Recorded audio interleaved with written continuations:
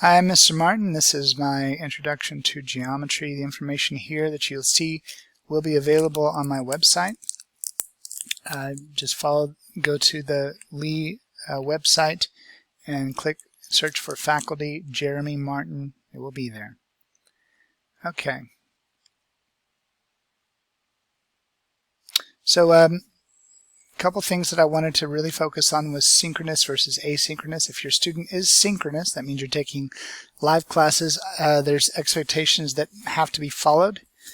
They must sign into any apps that we use through the Launchpad. They need to check Google Classroom for agenda and things that they need to do before the class starts, and they should take notes. Number one thing here is to be able to participate. When you come in, we need to make sure that we're using and signed in and ready to go. Now there are cases where we will be doing individual work, cases that we'll be doing teamwork. In any case, they need to be able to participate. And that does mean sometimes that they will need to share their video. That's something that has been a sticking point thus far in the year, but I can only assure you that we do need to have that as an option. Okay. If you're an asynchronous student, you must check Classroom daily for video updates and assignments. And guys, one of the things that's very important is that there is work on through other applications. And we'll get to that later, but you must also do work that is in EasyBridge, and you must also be able to take tests through the Aware system. Okay?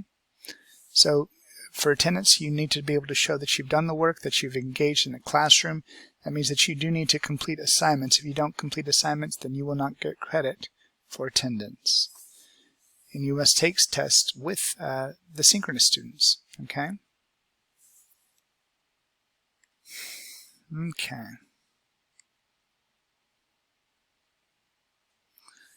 Grading policy? Oh no. Tests are 40%, quizzes are 35%, and daily work is 25%. Daily work is done through Google Classroom. Sometimes there will be links to outside assignment, things like quizzes, Kahoot, Edpuzzle, various other things like that, but that is a requirement that you access those through Google Classroom. There's a thing called EasyBridge. It's an online ebook, and that's where all the quizzes are currently being conducted. They do not have to be done live, but they do need to be completed. If your student has not completed one or more of those quizzes, their grade will suffer. Daily work and quizzes, that's 60%. The other 40% of the grade is through tests. Tests are done online through a testing tool through Eduphoria, also called Aware, and the test must be completed synchronously, even if you're an asynchronous student. This is an overview. We already talked about coordinate geometry, line and angle relationships. Then we're going to do triangles, triangle properties, triangle congruence, and similarity.